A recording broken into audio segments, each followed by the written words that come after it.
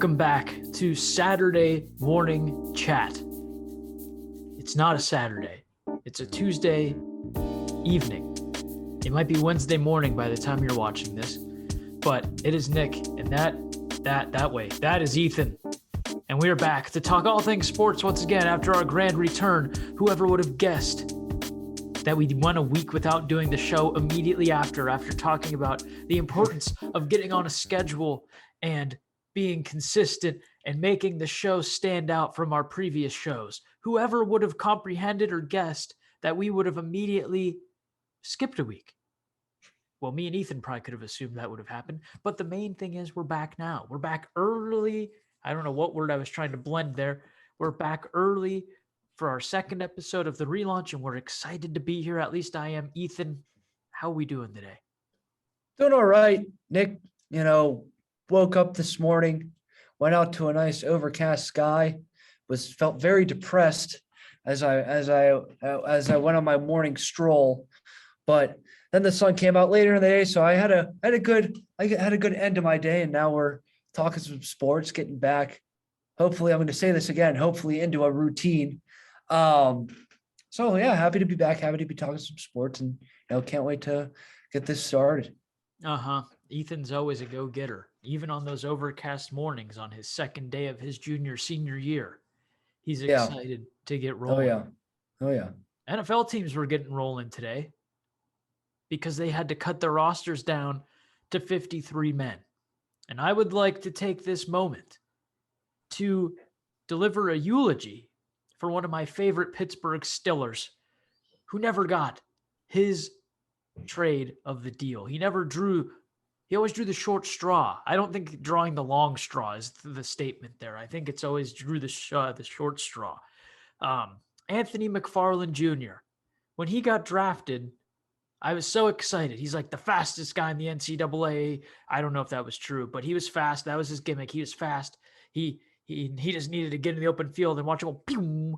And me and Ethan did those watch-alongs his rookie year, and he'd get like 2 carries and get like -2 yards. And I just kept saying, well, the line's crap. He just needs to get into the open. And once he gets into the open, he's going to be a star. And the one game, I think it was against Baltimore, he had a lane and he started going, and I rose up from my seat and he tripped on his own foot. And now he's gone. That's like the story of his career here in Pittsburgh. Just a nice trip on the foot. And now he's a memory. Now he's a memory. Ethan, do you have any told you so's or anything you'd like to offer on our friend that, Anthony McFarland? I mean, I think he was drafted in the fourth round, maybe, in the 2021 draft. And he just really wasn't able to find his footing here in Pittsburgh. I mean, they had James Conner last year, right before he went to, not last year, but the last season before they drafted the last season before they drafted McFarland, they had Conner, and then obviously Najee came in, and this year in that draft class that he got drafted in. So I mean, it kind of had the odds stacked up against him. They still had Benny Snell, but really they were pretty much a one-back set for the most part when Najee came. They didn't really use a second, third string guy like they did with Connor and Samuels and all of that beforehand, even in that pandemic 2020 season. So I mean, it was just a bad, a bad scenario, bad situation for him when he got here, and he just really didn't have a chance to really showcase what he had. The line wasn't really the best when he did get an opportunity. They were either banged up or they just weren't really good when he came in. So he kind of had that against him. He just wasn't able to really showcase his speed and really, break through and burst through those holes like we saw that he was able to do in college. And I think that was just really the big downfall. He had that one good preseason game against, it was at Seattle, and he looked pretty good in there. But just as not only camp progressed, but also the season or the preseason, just really didn't have anything to show for. And that's kind of, how his time here with Pittsburgh ended. But, he'll probably find a good backup role somewhere else in the NFL. He's still very, very young. Or the So USFL. or the XFL. Or or the the CFL. XFL. Yeah. Or the Flag One Football League. Who knows? yeah, one of those leagues. But he'll find a good spot for him, and hopefully he'll be able to turn it around, because I know a lot of people were high on him, especially because of his speed. Right, exactly. And, it kind of worked out for Najee where he had that playmaking ability. We saw him stiff arming people, light of foot, despite being a sturdier, and by sturdy, I don't mean like hick strong. I mean, he's a defined guy and he's able to make plays and create space and use his power. McFarland, I don't want to say is more one dimensional, but I don't think he had the entire skill set that would really accompany a below average offensive line, such as what he worked with the Steelers. So he wasn't really able to make the most out of his chances with the team. Other news today, the Bills released OJ Howard. I hate OJ Howard because I needed 4 points from him in a fantasy football game one time, and he didn't have one catch. Sorry for not having a better backup tight end on my bench 2 years ago. But that's where we are. One of the bigger stories of the day was the Raiders releasing former first-round pick Alex Leatherwood. Yeah, I'm not a big Raiders fan, so I can't say that I'm too familiar with his work, but everyone on Twitter was dunking on him and saying how poorly the Raiders have been drafting as of late. He was selected 17 overall just last year. So I'd say a fairly surprising cut there to give up on him completely. Yeah, I mean, I agree. Yeah, I don't know too much about him, but I can't speak a lot about him. But if you're letting go of your 17th overall pick from last season, there's something wrong there. Obviously, there's a new regime and everything going on there now in Vegas, but very, very disappointing start to his career there in Vegas, and not something that Raiders fans are happy about. Especially losing that type of guy and just releasing him, not even trading him away for at least a pick, just straight up releasing him and getting rid of him. That's very, very surprising. And I think there was a report that all 32 teams were contacted and the Raiders received 32 no's. So not good, not good. I've read and I've heard he was moved from right guard. Hang on, let me double check that for inside guard. Yeah, he went from right tackle to a guard, after just 4 games last year. Clearly wasn't too impressive, and now he is without a home, and maybe one day we'll see him blocking for Anthony McFarland one day. But we'll have to wait and see. A lot of college. I do got one NFL question for you, Nick. Kendrick Green. Oh my! How the heck did he make the Steelers 53-man roster? How? Because they got Mason Cole from the Vikings earlier in the offseason, and then they tried to push Kendrick to a guard, and he looked absolutely horrid throughout the entire preseason. And he's still on the roster. And he said, prayer hands. Thank God. Well, today. I don't know how he made the team. I'll start with that. Numerous people tweeted him pictures of himself on the ground, blocking nobody. It was all quite humorous. He took the time to respond to a few people on Twitter. I don't know if you saw that.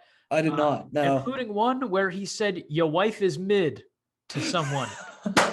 Which got, as you can expect, quite the response. If I remember in post, I'll pull that tweet up right now so you can see it verbatim. Oh my God. And then I think he responded to one of the people that tweeted a picture of him. Was like, "You didn't have to do me like that." So it was, he's clearly just living on a cloud right now, just very excited that he still has an occupation with the Pittsburgh Steelers. And now we can focus on the real season. The regular season starts, I believe, September 8th, Thursday night football, Bills and Rams. And then September 11th, the Sunday, is when the first NFL Sunday begins. Maybe we'll, concoct something special for that one with your pals here at the Saturday Morning Chat as we stumble through these first episodes and try to remember how to podcast again. We'll move on to college football because there are meaningful college football games this weekend. Yes, I said meaningful. Really enjoyed while I was at my fantasy football draft watching Hawaii and Vanderbilt play in an absolutely lopsided contest. I don't know. Maybe Hawaii came back from like 30 points and won. I never checked. The Dublin game, Nebraska and Northwestern, was pretty cool. Northwestern made fools out, or Nebraska, excuse me. Looking goofy yet again on special teams and pretty much everywhere else. Yep. But we love Thanks, Scott Frost. Scott Frost, my boy. We love those low or mid-tier Big Ten games to start off the year. It gives us a little taste of what our October and November Saturdays are going to look like. But here's the thing: isn't people were picking Nebraska to win the Big Ten this year on ESPN?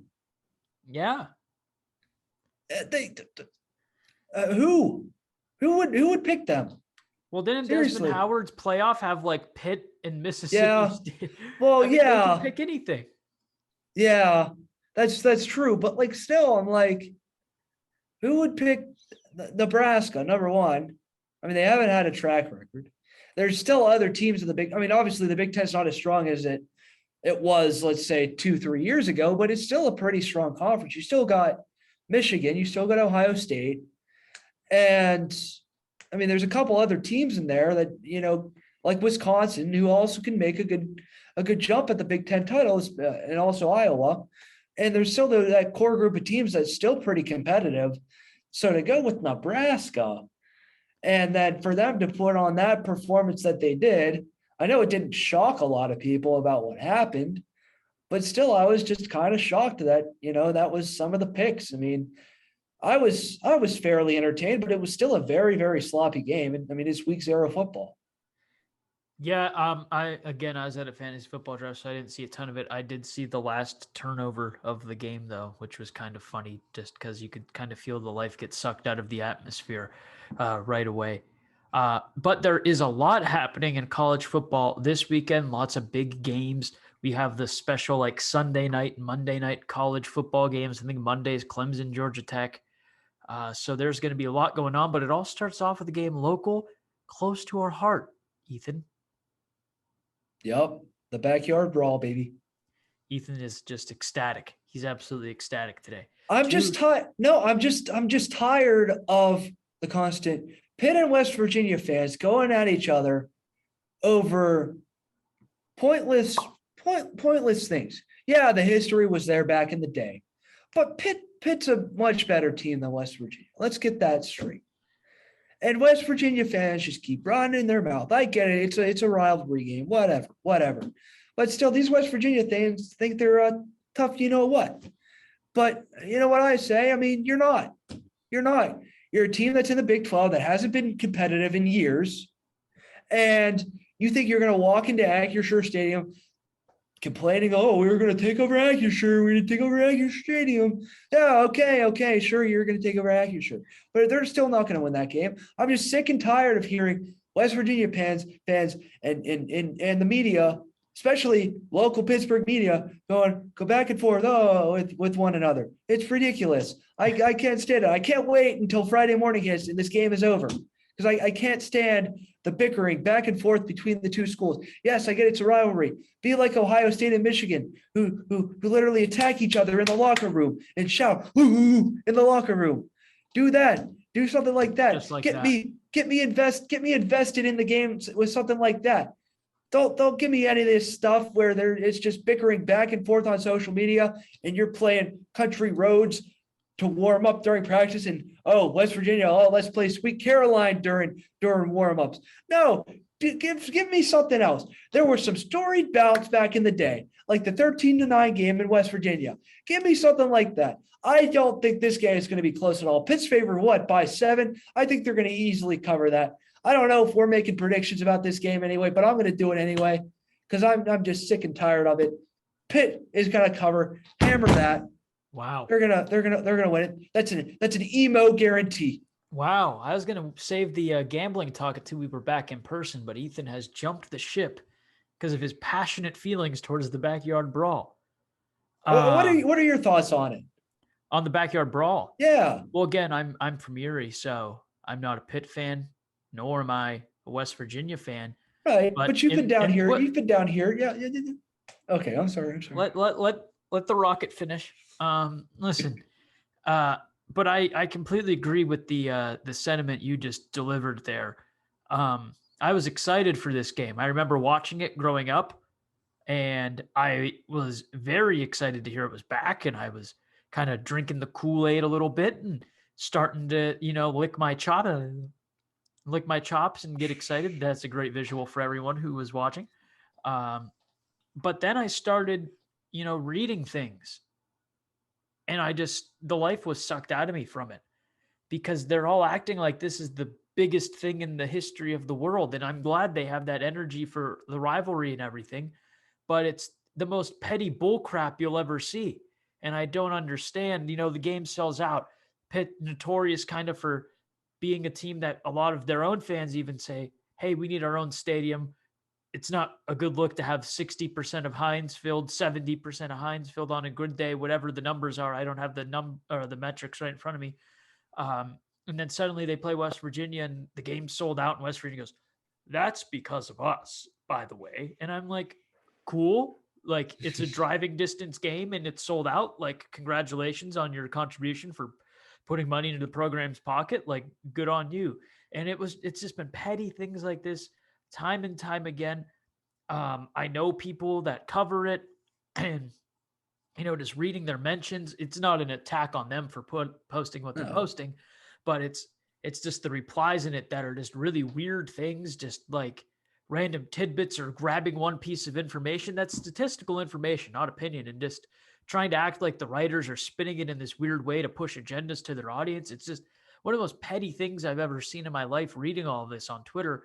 And it's making me not care about this game as much. But is my ass going to sit on the couch and watch it? Absolutely, because I need to know. I need to know who wins the backyard brawl. I need to know when to go on Twitter and digest more of that bull crap right down into my tummy and just see. That was a horrible sentence. I'm sorry, but I need to know who wins, even though I'm just totally disgruntled with the whole thing, because on paper, it should be a lot of fun. Keaton Slovis from USC, JT Daniels from Georgia, both transferring to new programs, and they're going to go out there and sling it out. And you got, the big old country boys of West Virginia, and you got Pitt. And, it's going to be an interesting dynamic. Pitt just won the ACC. Addison's gone, Pickett's gone, but you know what? There's a lot of talent left on that team. There's new faces on the team, and it's a new era of college football completely with the NIL and stuff happening now. And when you have two transfers from other Power 5 schools coming into smaller schools, you're ready. These two guys have something to prove. I'm stoked for the quarterback battle. You got prime time on a Thursday night. I think maybe it's just complete distance bias or something, but it's the first game of the summer, early fall area here of football season starting back up. We're like, oh man, I got to watch this, and I'm all in on it. Am I deterred from social media? Yes, but am I all in on it? Drinking the Kool-Aid? Absolutely, would be the TLDR of that whole statement, Ethan. Oh yeah, I mean, I'm absolutely going to watch it. I mean, it should be a pretty good game, and obviously, all of that going on there, and it's obviously the rivalry. But how long do they actually have this extended for? The football side, because I know they do it for all the other sports. I'm not sure. I can give it a look while you continue your thought. Yeah, I mean, I'll continue to ramble on. Need a producer to look this up. Yeah, I know. Yeah, to look. Do we need a stat guy? We can't pay the bills for that yet. But I thought I read something, or that might have just been with Penn State, that they wouldn't like renew it. I think it was with Penn State and Duquesne, but like it's all of these like close rivalries that they just won't, like Pitt won't renew. And maybe this has gone like extended through like 2026 or something like that, or something that I read. But it's always with like Pitt and other schools, they won't play each other, especially these close distance games, which have that rivalry feel. Like I love the Pitt Penn State Keystone State battle. Like I ate that up for breakfast, lunch, and dinner all the time. I love those 2 years when they played. I mean, obviously that first game at Pitt was very, very good. The one at Penn State was decent. And then obviously Penn State blew Pitt's doors off. And I don't even know what year that was, maybe 2018, 2019 or something like that. But that was a good matchup. It was a good rivalry game. But you need to play these local schools, and I know we've harped on it multiple times before, but especially the Pitt and Penn State, they should. It's a good game now, especially with Pitt being at the stats they're out now. They're ranked in the AP. Obviously, Penn State's taken a little bit of a dip in their team respectively, but they're still a pretty competitive team, especially playing against an ACC team. But I think it's a good game to have that contract renewed. And I think that's something Pitt really needs to hunker down in, because you're going to get games like this where you're going to have both fan bases going at each other. And I think it's good publicity, not only for your athletic department, but it's also good publicity for both schools as a whole. I agree. I think these localized games just make sense. As I was Googling the answer to your question, so I can't comment on everything you said. But and I hate to bring this up because this might not be the core fan base, but it's kind of like us going to Robert Morris for college, and they don't play Duquesne and everything, or Pitt and everything. Which I know Pitt, they're not going to beat Pitt pretty much in anything, but it's still an easy game for Pitt to schedule, and it gets RMU a little publicity. But these teams like Penn State and Pitt should absolutely be playing each other every year. It makes no sense not to. There's history there. Their fans still randomly call each other out for no reason. And I've seen very intense arguments over which school is better in terms of academics, not even just sports. So there's definitely bad blood there, and it just makes sense for these games to happen. And it sucks money and things get in the way and prevent it from happening. To answer your question, there were a couple different things signed into action here. So this is the first of a home and home. So it's three times. Yeah. Next year they'll play at West Virginia. 2024 they'll play at Pitt again. Then 2025 they'll be back in West Virginia. Then they're off until 2029, and then 2029 through 2032 they will alternate back and forth again. So that's what's been signed for the Backyard Brawl thus far. So it's there. There's just a little bit of gap in between after 2025 to 2029. Get some guys out of there, get some new guys in, right? Rebuild the hatred. We'll move on to what we're watching, because I think we're going to cover more college football in what we're watching. So there's no point breaking down or talking about these games and then mentioning them for our what we're watching. Ethan Morrison, though, what are you watching? I hope I don't steal this one from you, but Ohio State and Notre Dame. I'm sorry. I had to. Yeah, I know. I had to do it. That's going to be one of my big games to watch this weekend. Obviously you got Notre Dame with the new head coach and everything. And obviously Ryan Day and Ohio State, they're poised to make a run this year, back to the college football playoff. So what a great way to kick off prime time in week one with those two teams. Especially I'm excited to see Notre Dame suit up there with the new head coach, than Southern Brian Kelly. Southern era Brian Kelly. Marcus Freeman had a bad start to his tenure when Oklahoma State came back and beat them in their bowl game.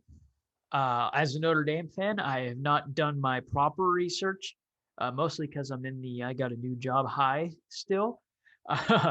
But, you're excited as a Notre Dame fan because you see all these things of people always saying they can't win the big one. They bring up their New Year's Six bowl records and whatnot. But you got to be intrigued. I think they're a double-digit underdog to Ohio State. Still in Ohio State, Ryan Day, very explosive offensive team. But, there's always that excitement there. You're intrigued to see what can happen. And for a large part of the national fan base, worst case scenario, you watch Notre Dame get blown out on a Saturday night while you're chucking down some hot wings and blue cheese. So what's the issue? Ranch is better, though. That's my personal preference. Don't dislike the video because of it. But, you're absolutely going to watch this game. And I just hope they get revenge for the bowl game a couple of years ago on New Year's Day, where I watched Zeke run the ball all over Notre Dame's throats. And I'm still a little sad about that and refuse to draft Zeke in fantasy football because of it. But I digress. We'll also be watching South Carolina and Georgia State. And you go, Nick, why are you interested in that game? 2 words, 1 name, Spencer Rattler. Last year, a Heisman favorite. Things didn't go swimmingly with him at Oklahoma. And I think now we're going to see what he does against this Georgia State team, set the tone for how the rest of his season, maybe the rest of his college and potential professional career will go. That should be a good one. I mean, I'm excited to see Spencer Rattler finally, getting a chance to suit up in the Gamecocks uniform and start that new era with them and hopefully have a better time than he did out in Oklahoma. My next game to watch is North Carolina and App State. I don't know why. It just seems like a pretty good game. It's App State. App State's been pretty good in that lower tier of conferences in they're in the Sun Belt. And you obviously got UNC who had that stretch of, really, really good years where they made it to like the ACC championship game back in like the mid 2010s. And then they kind of fell off a bit. And then they were supposed to be really good last year. And then obviously got beat by Virginia Tech on the road to start the season. So I think this one should be a very good game. I believe App State's favored by 1.5, but some very good football on the lower levels. Appalachian State will forever have my heart for beating Michigan. Sorry to our good pal Jack, but they're kind of like Loyola in college basketball to me. I just love that team no matter what happens. So I appreciate you giving them a little bit of a shout out here. I'm going to give a little bit of a shout out to something that you never would have guessed would have came out of my mouth, and that's U.S. Open tennis. Hey. U.S. Open tennis. Serena Williams just won. I believe this is her last tournament period. Yep, last go around. Yep. Her sister Venus just lost. I think focused on doubles now. And I mean, you just got to love it. I remember some of my best memories growing up in the summer were me and my grandpa watching Wimbledon, the U.S. Open, and the tournaments leading up to each of those tournaments on Tennis Channel and everything throughout the day. And I haven't watched a lot of tennis recently. I don't recognize most of the names anymore, but it's a great sport. Combines stamina, skill, precision, all of those things. And it's usually a fun watch. I'm going to admit, like some other sports I watch, UFC, NASCAR, Formula One, not everyone's cup of tea. But I mean, U.S. Open tennis, American classic, can't go wrong. Let's see what happens. Yeah, I mean, I watched the match last night with Serena. It was very, very, very entertaining, especially with it being her last go around. Obviously, the crowd's all on her side. They're in New York. Just everything was perfect for her last night. Really, really, it was back and forth that first set until she kind of pulled away at the end of that first set there. But obviously she still has doubles going for her. I think that starts on Thursday, but she plays tomorrow night again. So, I mean, definitely a good watch throughout the next week or so and to see how far she makes it. I mean, hopefully she goes far just to cap off an illustrious career. I think she has like 22 or 23 grand slams through her name, and that's pretty close, if not almost record-breaking as the most ever. Definitely record-breaking. Yeah. I don't have the tennis history book right in front of me, but I'm pretty sure it's record-breaking. Yep. Novak Djokovic not playing on the men's side because he didn't get the Fauci ouchie. That pissed a lot of people off. Whatever. I'm not here to comment on those sorts of things on this show. So if you're wondering why is he not on the men's draw, as they call it, the draw, that's why. Some other news that will not be watched this weekend, but could be happening on a future weekend. Rumors / might already be confirmed, depending on who you ask. Jake Paul's next opponent will be UFC legend, the icon Anderson Silva. If Jake Paul beats Anderson freaking Silva, MMA fans will be in shambles because Silva's boxed before and he's looked good. Is he still old? Yeah, but he's got length. He's a phenomenal striker. We'll see what happens. But if he loses, God help us all. Yeah, I mean, I just wish Jake would finally, like, I know that last one fell through and they were going back and forth with that. But he just needs to fight a real boxer. And if he fights a real boxer and ends up winning, like, people have to respect him at this point. Yeah, but it's still going to be the even if Jake beats Silva, it's still going to be, oh, you're really fighting a washed up UFC fighter, this, that, and the other. I'm just tired of hearing all of that stuff. I mean, just get it over with. Fight a real boxer and call it a day. That's all I want in life for the next year. It's just for that constant bickering back and forth. Once again, we're back to bickering, but it's a lot of that. But, I just wish, if he gets that fight under his belt, then we can all move on. You can either still watch him to get it to see him get knocked out at some point, but with the fight falling through and there's stuff going this back and this, that, and the other, with him not selling many tickets to the Garden or anything like that, it's just constant back and forth battle. Well, we hope there's no bickering in the comments or else Ethan might explode. This has been Saturday Morning Chat, The Return, episode 2. Maybe it was more stomachable than episode 1. We're getting there. Wait till there's stuff for us to watch. Then we'll get cooking. Thanks for tuning in, ladies and gentlemen. We'll see you next time.